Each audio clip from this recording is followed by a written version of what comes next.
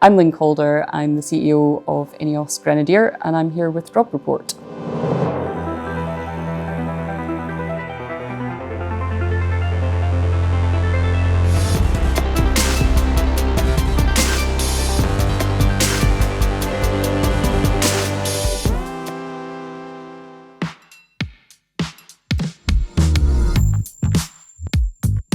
So I think my relationship to cars started before I was even born. My dad was just a huge car nut. He was a car mechanic. He really just wanted to understand every kind of car out there. And once he'd had one for 6 months, 9 months, he wanted to try a new one. So I grew up very much around the oil and grease of cars. So I learned to drive in a Nissan Micra, which was my driving instructor's car, not my parents' car. So very small, compact, that was kind of, our local driving instructor's car. And my first car was a very, very old 1980s, I think, Ford Fiesta. Nothing fancy in either case.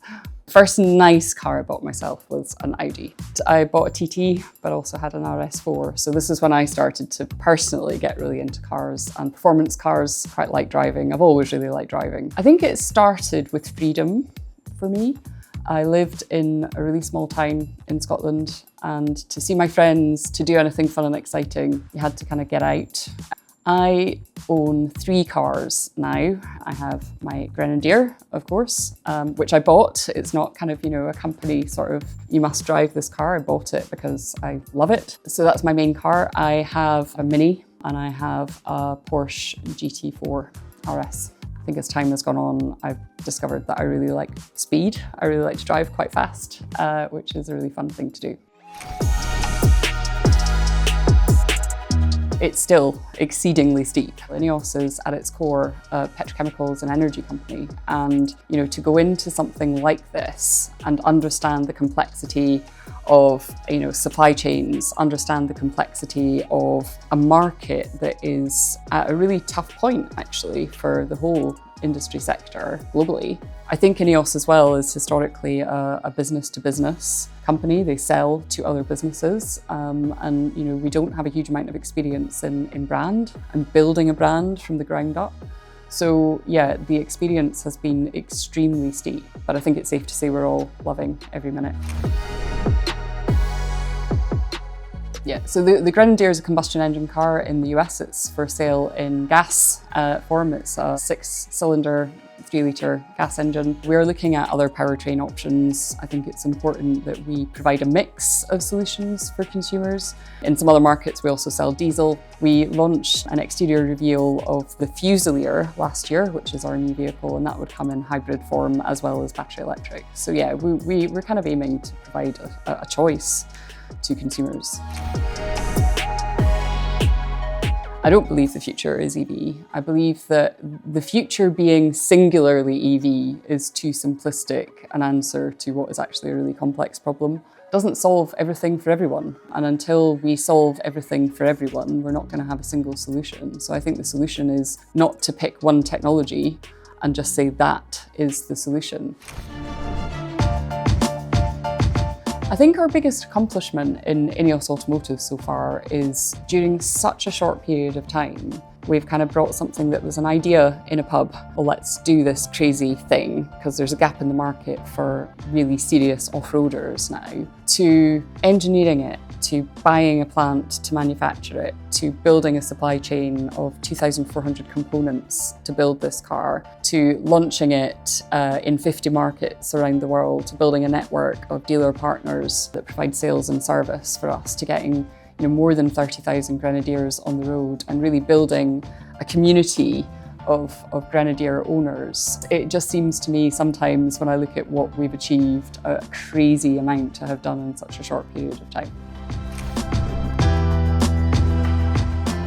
The idea of the Grenadier definitely came around as a result of the old original Land Rover Defender no longer being in production, and our owner Jim felt that there was going to be a gap in the market for a real hard off-roader, like that real mechanical capability in a world where everything's going very electronic, very tech, and with a little bit less of that off-road sensibility and more of an urban sensibility. So I think that what we set out to build was something to kind of fill that gap. And do I think we filled that gap? Absolutely, and maybe a little bit more, because what we were able to do with the Grenadier is bring something that was like the old Defender in terms of go anywhere, do anything in the wild if you need to.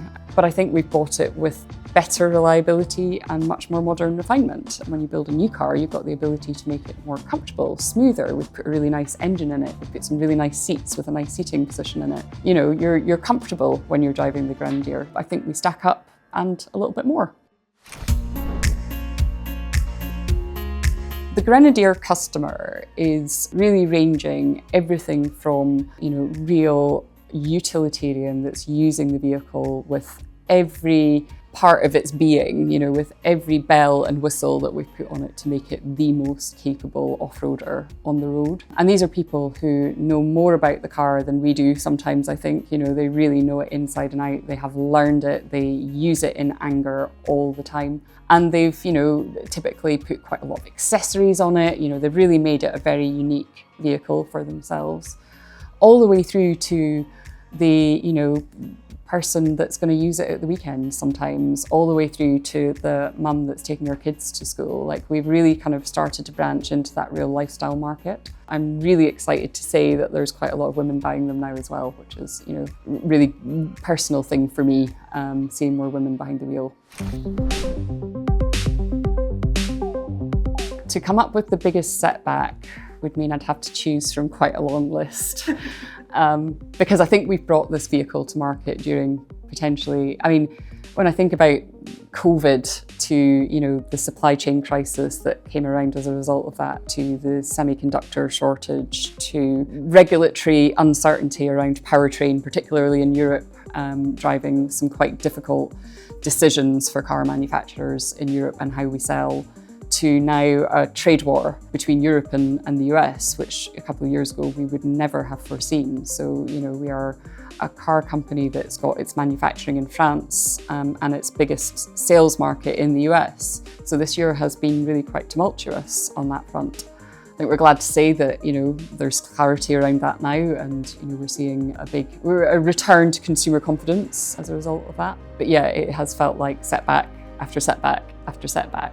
Yet we're still here, we're still fighting. And as I said earlier, having a lot of fun doing it. So I think we have so much left to achieve in Grenadier. We have barely got started. We have barely scratched the surface.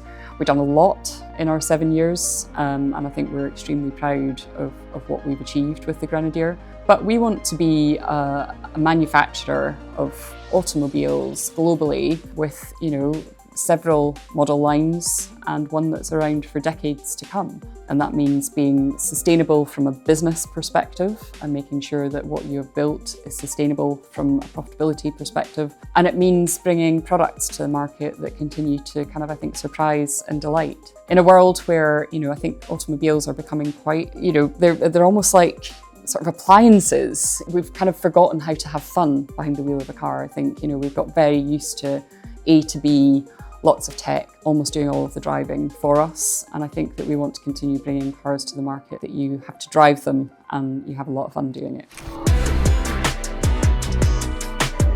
The definition of success in the early days was really around, it was getting a car to roll off the production line, because we had been engineering it for some time, but actually pulling together all the parts to pull this car together. And then we got sort of job one off the end of the line, and then we kind of all looked at each other and thought, well, what do we do now?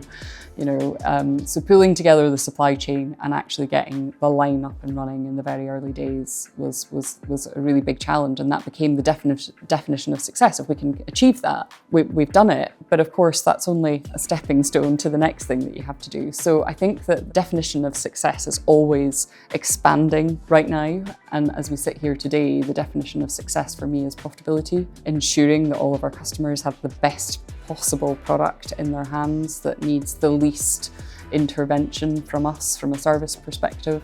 It's building a network that gives them confidence they can have their car serviced. It's building a brand that doesn't become corporate.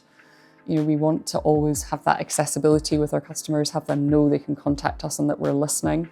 And then being a large-scale, multi-regional manufacturing, so manufacturing in more than one location. We've still got lots of ambition, lots of things still to do. Personally, I will feel success when someone sees our car and no longer says, "Oh, what's that?" I will feel the success when people say, "Oh, look, there's a Grenadier." And we're some way away from that, but it's building, it's growing, and we're getting there. That will be my measure of personal success.